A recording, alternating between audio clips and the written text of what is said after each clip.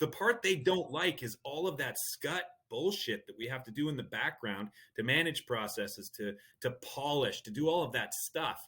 They don't want to pay me $450 an hour to write an email. They want that information to pass by osmosis to their brain. That's the value. Well, this machine is going to allow us to move towards something along those lines. Hello, everybody. This is Josh Kubicki, and I'm a legal modernist. And you're listening to the Legal Modernist Podcast.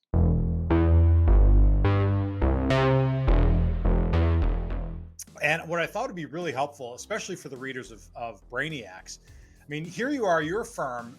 How many professionals do you have at the firm? Like a dozen or so? No, there's 19 lawyers and then about another 50 allied professionals.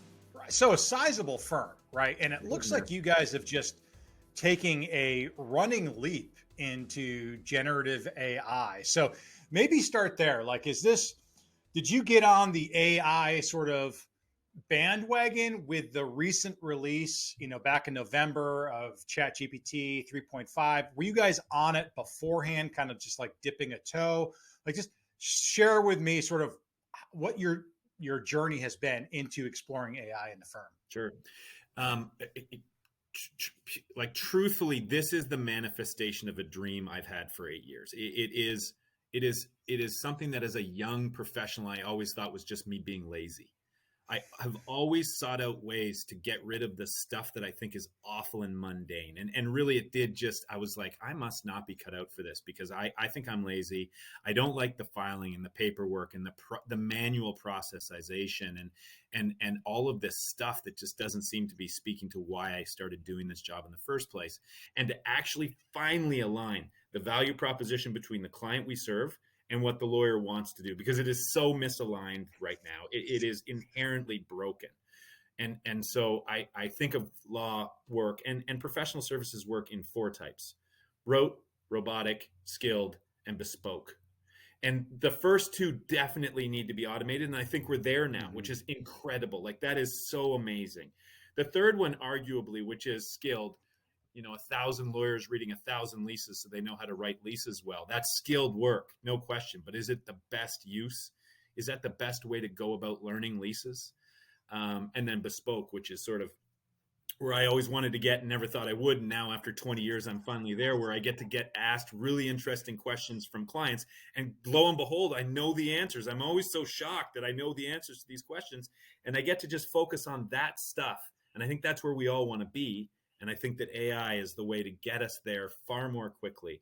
And again, to align that value proposition with the clients. What am I getting for the time?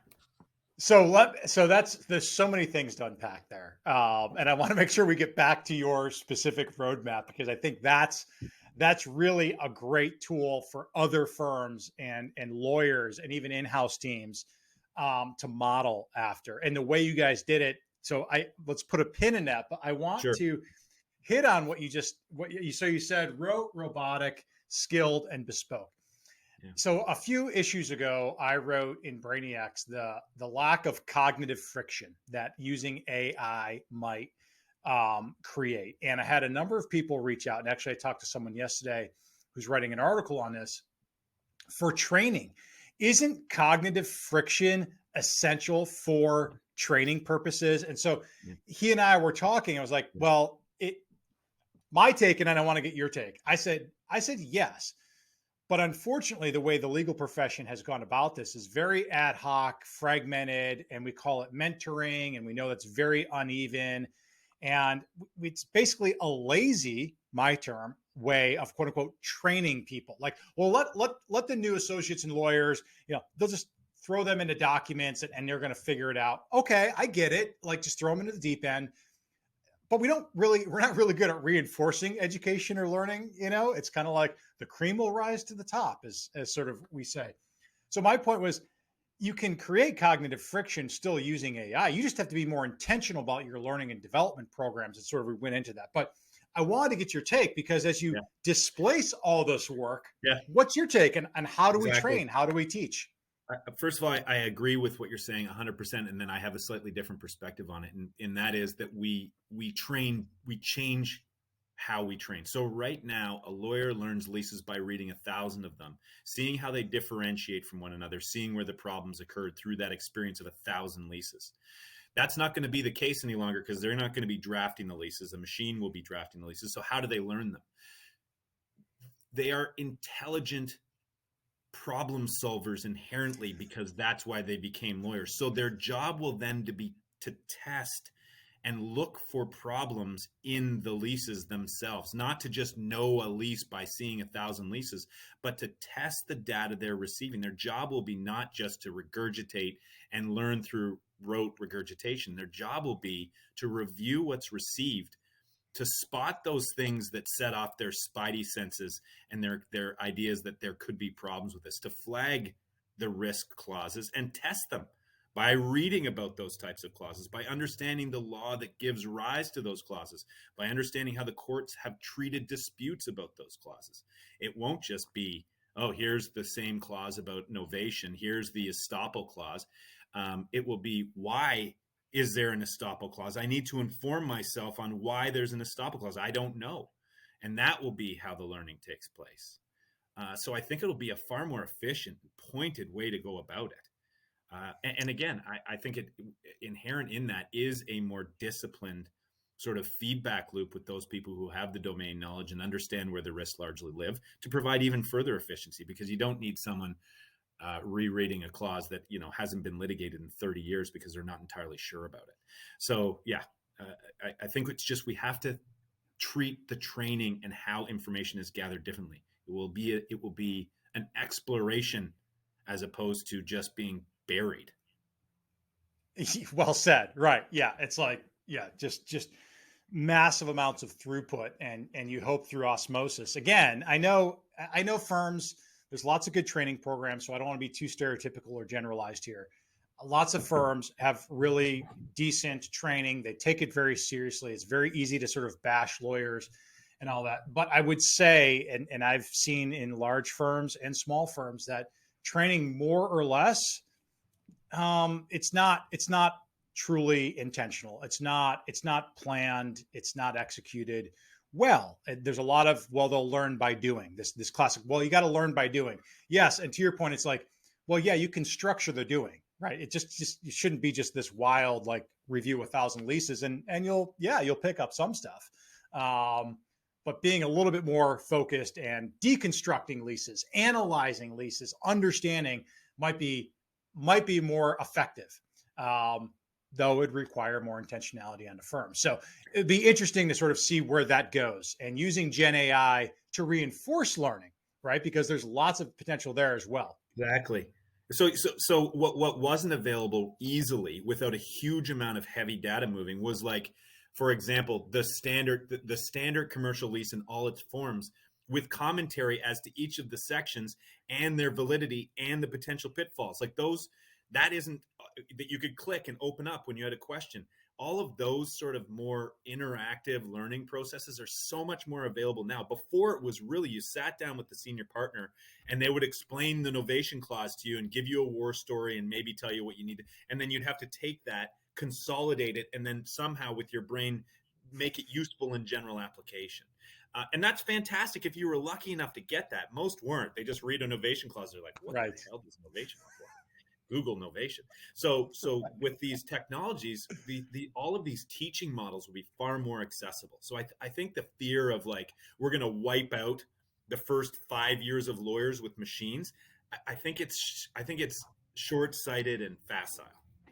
Yeah, I would agree. I think it's just knee jerk. There's a lot of knee jerk right now, rightly so. There's a lot of issues we know, and there's a lot of unforeseen consequences that we're still sort of grasping, and trying to understand. And so that's been an early sort of flag that's been raised. Let's go back to your journey, and let's go back to the moment. So you personally, you've been exposed to AI. You've had some friends and colleagues sort of open your eyes, and you have this grand vision.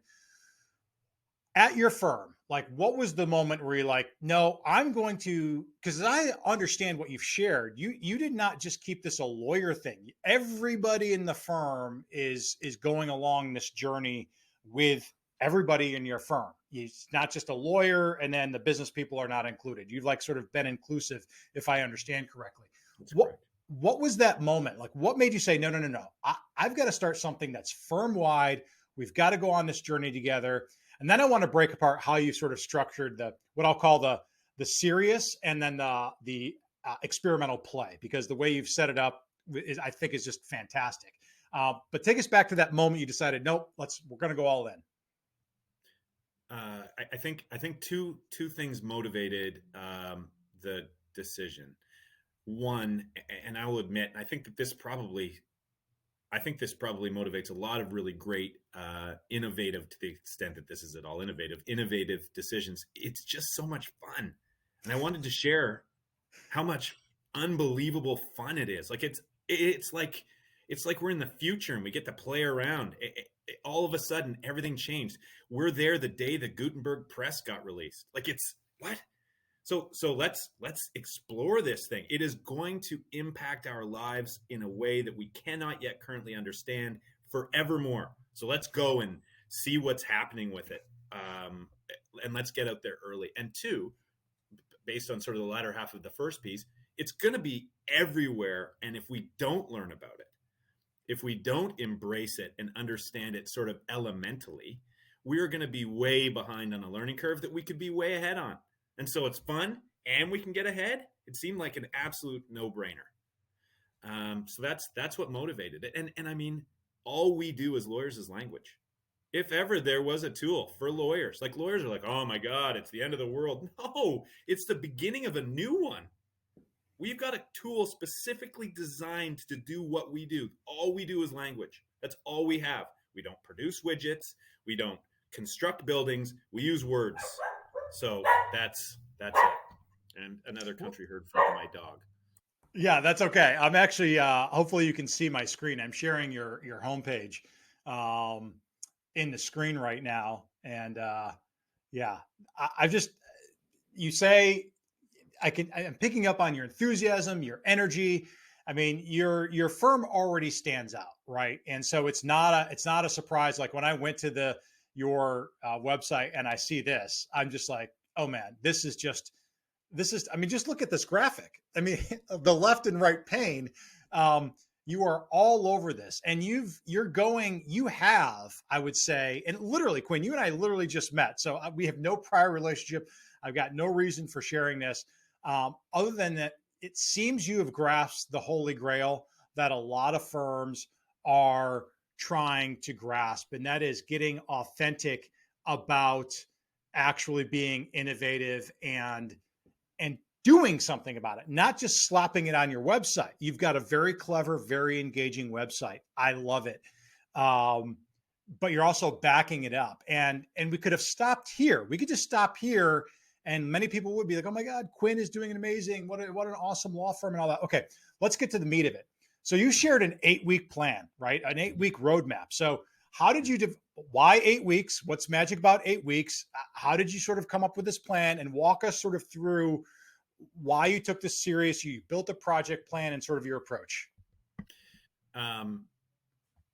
8 weeks. The reason it's 8 weeks, believe it or not, is because at the end of the 8 weeks, we have had on the books for some time a firm-wide hackathon.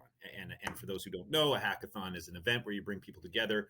You give them sort of a general idea of a problem to solve or something to look towards, and then they unpack it. Originally, it was for coders trying to solve code issues. It becomes far more broad now. So we have basically all of us have taken over a summer camp, and we were going to spend a couple days in groups figuring out enterprise level solutions to either client interface, work, how we do our work, how we enjoy our work, and process. And it's got to be a big idea.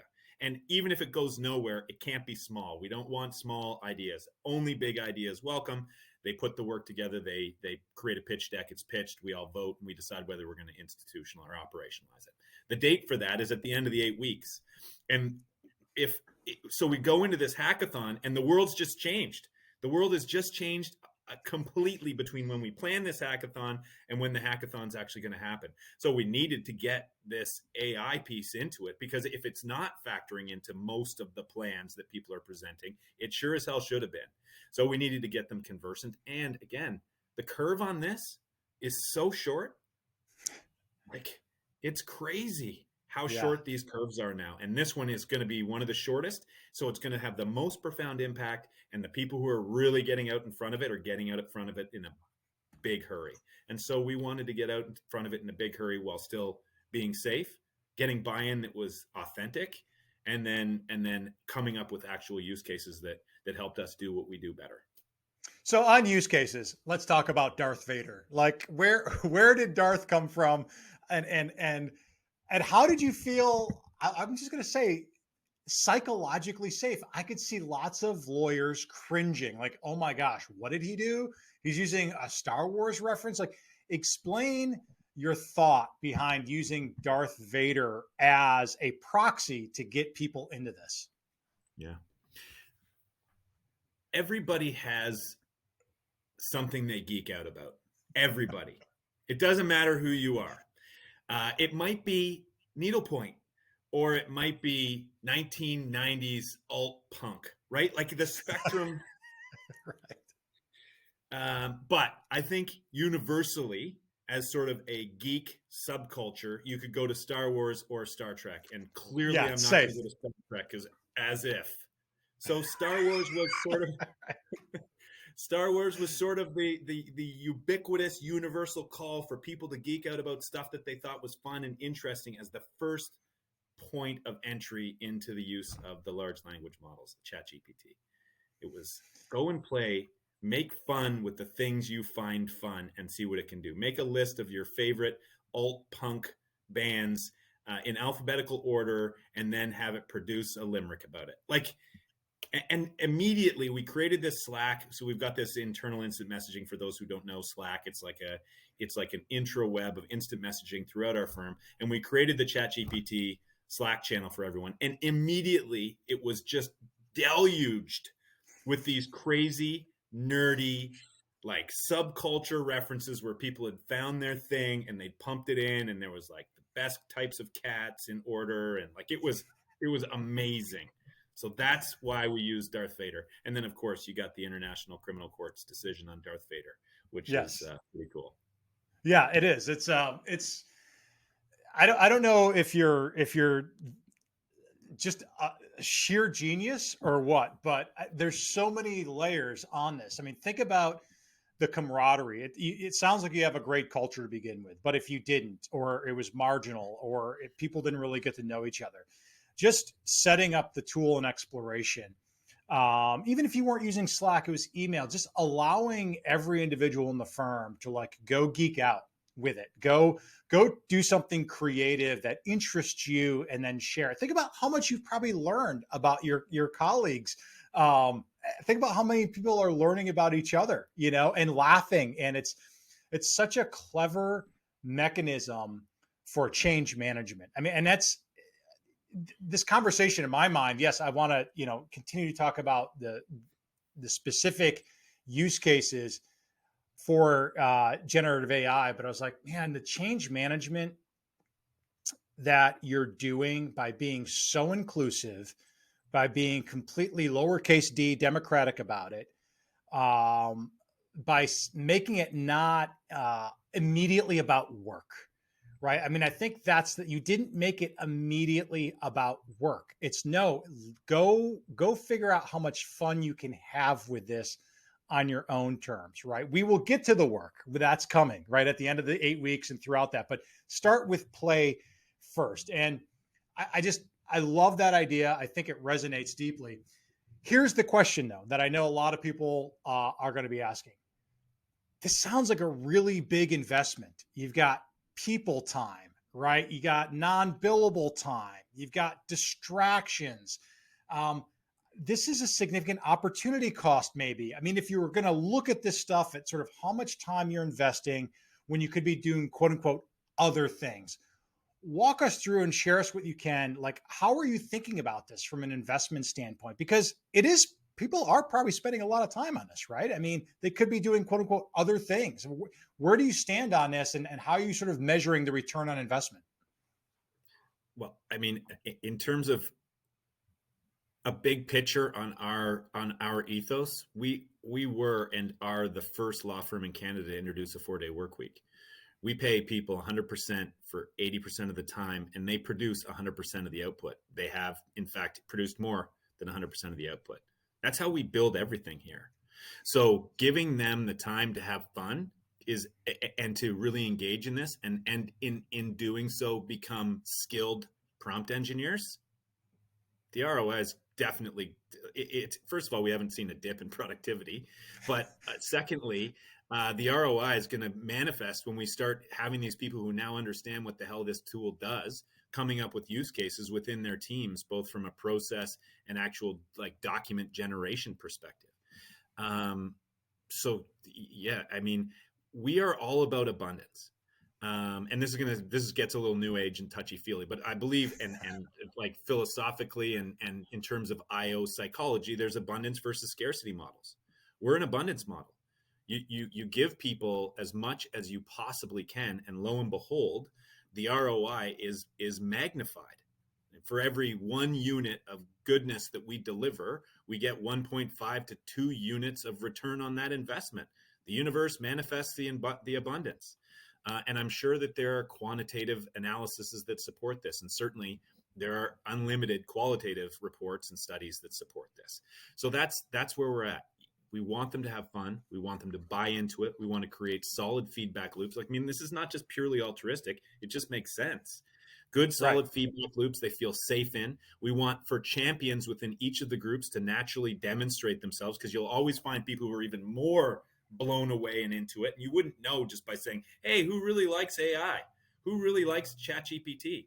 You have to give them a chance to play with it. And then all of a sudden you start seeing these people popping up, and like, this is something that they're passionate about. And then you take those people and you build. So yeah, I mean, it just made sense to make it fun and engaging, and then build on it. Well, it sounds like you have a head start. I mean, it sounds like you've built, it's in your DNA as a firm, right? It's in your DNA, it's in your culture. Um, very much, this is my language, not yours. So, I'm a business designer by discipline, and I always get accused of being a capitalist, like some greedy capitalist, because I'm always trying to help lawyers run their businesses better. And yeah, that means make more profit, but not at the expense of clients. And so there's this concept called human first capitalism, which means every human in the loop, employee, provider, client, their sort of satisfaction, their livelihood has to be considered in balance with the capitalistic goals of the enterprise, right? So without a profitable, healthy business, you're not going to be able to have employees. Without happy, satisfied employees and colleagues, your business isn't going to return the value that it should. So it's constantly in balance. And I like, yeah, you and I are like mindset. I won't, I'm already a fanboy, Quinn. And so I'm going to move on. You know, Quick, you know, quick question. Do you bill by the hour, or do you bill value-based pricing? Like, just give us a sense for how you guys generally bill services. largely by the hour. We do have some value based. I mean, the problem with value based billing, not the problem. It is the only way. The billable hour is anathema to everything we do. It is the end of the internal locus of control. It is a killer of resilience. It is the ender of careers. It is something that needs to die. But in order to do that safely, you need massive data sets, because we do varied work. It's, a case conference is a case conference, but there's many different levels of case conference and many different scopes and magnitudes. And in order to find the value point in there, you need a giant data set, and you have to have been tracking the data with discipline, focus, and religiously for a period of time. So we're working on that, because I think that's the only way we move. Now, with AI, I can write that letter so I'll give you an example. There's this thing in Canada, in Ontario, called, well, you have it there too, but so our Ontario Business Corporations Act has a section on oppression remedy. Oppression remedy is where a shareholder believes that either the directors or the majority shareholders have unfairly prejudiced them or one of the corporation's creditors without good reason, that they are oppressed. And then there are some pretty nuanced and specific elements to the test, and then it depends on the nature and quality of the shareholders and their ability to drive the business and blah, blah, blah. I can write a letter about oppression remedy out of my head. I have to check the act always just to make sure I get the language exactly right. But I can write that letter because I've done it a bunch of times and I am a senior lawyer. I can do it in about 30 to 45 minutes to do a really good one, because I have to actually type it. ChatGPT wrote that letter with my prompt that took me 7 minutes to write. It wrote the letter as good as I would have written it in 30 seconds. Period, full stop. So if ever there's an opportunity to value bill, this is it. Right. Because I don't want my lawyers, because the lawyers are like, oh, well, I'll just be able to do more faster. And I'm like, no, just do less better. This is going to allow us to do better work without grinding 2,000 hours and being able to align the value proposition with the client. The part Right. they don't like is all of that scut bullshit that we have to do in the background to manage processes, to polish, to do all of that stuff. They don't want to pay me $450 an hour to write an email. They want that information to pass by osmosis to their brain. That's the value. Well, this machine is going to allow us to move towards something along those lines. I don't know if So I answered your where? question. I'm pretty No, excited you. there. No, you did. No, it's well, we could go deep into the economics of that, and we won't. Maybe we'll save that for a follow up because that has implications for your business model, right? So if you're billing by the hour and billing 7 minutes instead of 30 to 40 minutes, well, you can either fill that time by servicing other clients and billing, right? Or you can increase your fees because you're charging on an increment basis, a smaller increment basis, right? And yeah, that's a process, and clients have to understand that instead of, I don't know what your rates are, I'm just going to say, instead of $500 an hour, you're charging $750, but what used to take 30 to 40 minutes now takes 10. Right. So it nets out. They still save money because on the aggregate, they're actually paying less, quality the same. But that gets into a whole thing, and lots of people's eyes will start crossing when we go into that. But are you guys using OpenAI's Chat GPT, GPT-4? Like, what tool Yeah. have you guys Yeah. made available inside? So right now, week 1 and 2, everyone was 3.5. Those of us who are sort of leading the thing, we're at 4 already, and we wanted to hold 4 back because we wanted people to fall in love with 3.5, so that when 4 hit, it blew their fucking minds, because the Yes. difference is just like. So Yes. that's where we're at. So we did week 1 and 2, play with 3.5, have just fun with it, figure out how prompting works and iteration, share your really successful prompts, show the ones where the thing hallucinated and why and how you fixed it.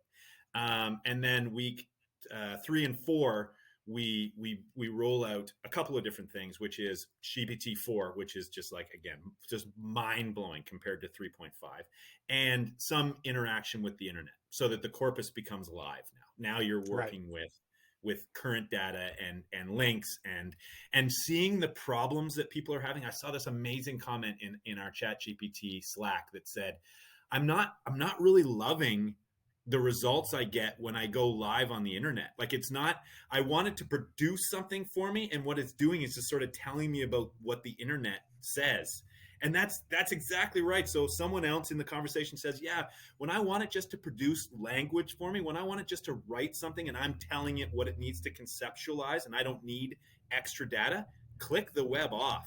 Just use the language generation and you get that great stuff. But when you want it to dig in, do some research, give you some sources, you want it to tell you the truth and not make stuff up, you can click the button on again. And everyone was like, yeah. And so they're becoming less concrete, more elastic in how they're approaching this stuff. It's very, Yeah. very cool. It's very Have cool. you guys, I don't know in Canada if they've released it, like Bing Chat? Is Bing Chat available in Canada, Yeah, Bing or Chat's Bard? here. Bard is not yet. So we've been using Bing Chat. We've been using Web Chat GPT, so the add-on in Chrome, and then we've been using the Chrome add-on with the little brain icon that sits at the beside of Yeah. your screen. They're all about the same. None of them are as good as straight Chat GPT-4. Like, none of them are even, like, for some reason it gets a little stupid Yeah. comparatively. Yes. And you have to be super careful about what you're getting, like you do. And it's not as relevant often. What you ask it to do and what it gives you, the relevance gap increases significantly. Like, it's 3.5 or less in terms of its relevance. Totally. But it's early days, and I have no doubt once they figure out how to make it safe and not turn into Skynet and it's released into the world, Yeah. that we'll see some pretty amazing things. And then, you've got Microsoft promising Copilot, which then is in my corpus of data. Can't even imagine how awesome that's going to be, or terrible. Well, listen, this has been fantastic. Anything that we haven't hit on that you think would be really useful or helpful to anyone who's sort of reading Brainiacs or beyond? I mean, not really. Keep exploring. That's what this is about. Keep exploring. Keep having fun. Don't let fear stand in the way. Be ethical. Be responsible. But keep exploring. Well, I want to revisit with you, maybe midsummer after your 8-week roadmap is, done. Hackathons are done. You've sort of figured out which ideas you're going to pursue and all that. And I'm sure we'll keep in touch regardless. But it'd be nice to sort of see where you guys go. And honestly, Quinn, I thank you so much. This is a great thing about Brainiacs. Like, I just love what you're doing. I love what you've built. I think you and I could just hang out and get along personally well, because I think we see the world a similar way, not exactly the same, but that's the fun stuff. Exactly. And so it brought us together. So I really deeply appreciate connecting with you. I appreciate you sharing the newsletter and sharing your story and reading it, and just love the time that we had here. Agreed. And sorry, one really quick thing on that. Please. Two quick things. One, the newsletter is essential reading. It is unbelievably accessible. It's fun. It's pithy, and it keeps me motivated. So thank you for producing it. And it's not a mutual admiration society. It is a really critical tool right now. So thanks for making it available. And two, and I mean this sincerely, I have been playing in this world for actively focusing on all things that we're talking about, probably for 12 years. And I never knew until I read your writing that what I am doing is called legal design. And I cannot tell you how confirming that was for me. It actually resolved the dissonance and helped eliminate that imposter syndrome that I think many of us struggle with, to an extent that no other definition has in my career. I am a legal designer, and I thank you for introducing me to the concept. Well, and you do it. That's, oh my God, we didn't even talk about that. Like that's strong. And because you're the embodiment of it. And when I pulled up your website, when I talked to you and listened about the culture, so you're damn right, you're a designer, intuitively. And those are the best kind. The ones that automatically see it. So, and I love the point on the newsletter, the motivation. I mean, I keep every issue, I'm like, what am I trying to give to the reader here? Like I'm alongside you. Some of you are out ahead of me, some are behind, but it's not like I am put myself on some throne. I'm on the journey with you.